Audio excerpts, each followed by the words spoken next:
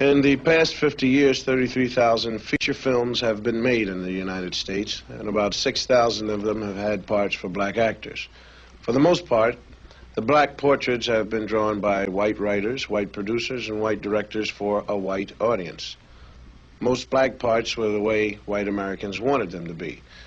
The black male was consistently shown as nobody, nothing.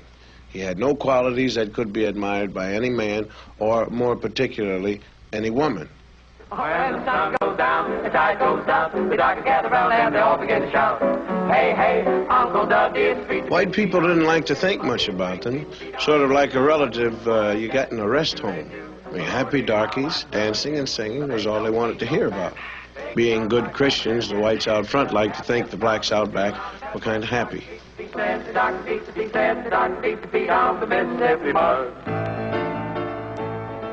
Uncle Tom's Cabin was one of the first movies made that tried to say anything about black people. Uncle Tom was changed a little each time it was put on the stage, and all the parts were played by white actors, and by the time they made a movie of it in 1903, Uncle Tom was just the white man's idea of a good nigger. You might say he was what H. Rap Brown ain't. They made this picture 5 times. By the time they finished with it, Mickey Rooney could have played Uncle Tom.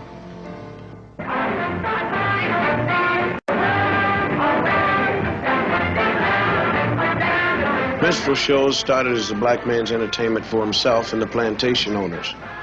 When they were filmed, though, they were done by a white cast. You figure that out. They were done as sort of a joke, and the black entertainer couldn't even get a job making fun of himself. The first really vicious anti-Negro film was called The Birth of a Nation, and it was a honey. And the second worst thing about it was that technically, in 1918, it was the best movie that had ever been made. A cat named D.W. Griffith produced it, and he knew how. See?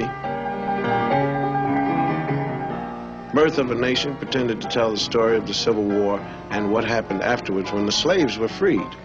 White women couldn't walk on her own sidewalk, if you believed the picture.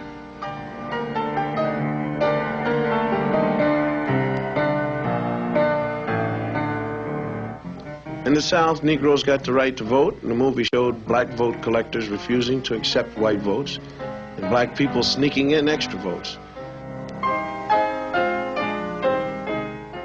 And if these black bad guys don't look very bad to you, it's probably because they were white actors wearing burnt cork. Negro legislators took over in the South, and in the film they were made to look like apes. And this was the movie version of how it looked in the Southern state legislature. They drank whiskey, they ate chicken with their hands in the State House, and they put their feet up on the table with the shoes off. And of course, they passed all sorts of crazy laws according to the film, like anybody could marry anybody they wanted to. It was obvious to anyone who saw this picture that Negroes weren't fit to govern themselves or anyone else because they really weren't people. This film is 50 years old, and it may look silly and out of date now, but it didn't look silly when it was made and seen. Several million Americans who saw it were propagandized to believe that this is the way things would be if they weren't careful. So they've been pretty careful. Colonel Cameron, a former officer in the Confederate Army, is all upset over the way Northerners and the freed slaves are changing his South, taking the mint julep right out of his mouth. So he takes a walk one day while he's worrying about it, and he sees 2 white kids playing, and then 4 black kids come along. Being hardly human and naturally afraid of ghosts, the black kids run. Colonel Cameron sees the whole scene, gets his great idea. And with this, that great white all-American organization, the KKK, was born. The cavalry and the bedsheet has come to the rescue. The South is saved. In this picture, the Ku Klux Klan was the good boy who saved the South. Most Hollywood films, though, even the early ones, weren't really nasty. Nobody was sitting around saying, hey, let's take care of the niggers. What producers were doing was making money. And to make money, they made pictures that white ticket buyers would enjoy. They showed Negroes the way most Americans like to think of them. Burt Williams was one of the great vaudeville performers. He couldn't get parts in white pictures, so he made a lot of short comedies. He played the part most Americans consider typical Negro. He wasn't bad, really, just lazy, stupid, and happy the way he was. And his feet hurt. He was afraid of most everything. And when he was scared, he shook and his teeth chattered. Unlike a scared white man, the black man's eyes could pop out of his head. And when he was scared, he was so scared he couldn't talk. And he was also so scared he couldn't run.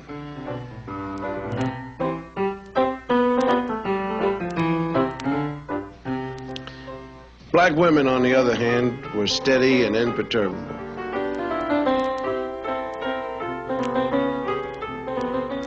They stood like a rock on the face of things that scared black men.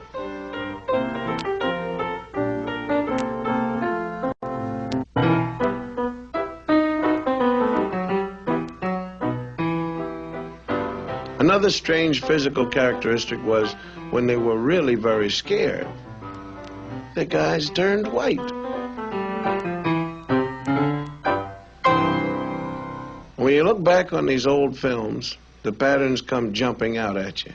The most consistent thing about them was the attack on the black man. He was never even given the privilege of being a man. He was a boy, as in, you know, here, boy. They had a lot of other great qualities besides being cowardly. For instance, they stole chickens. Who's in there? Who's in there? Ain't nobody in here but us chickens.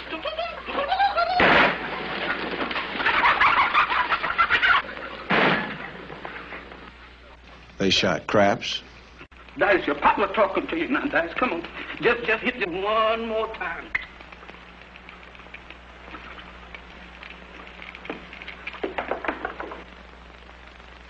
Ah. And lions weren't the only thing they were afraid of either. They were afraid of gorillas. Wallingford, is that you next to me? Wallingford, please say yes, that's you.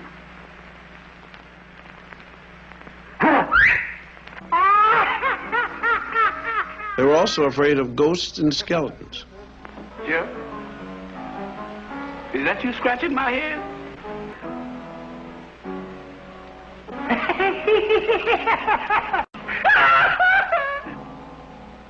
What's your hurry, boys?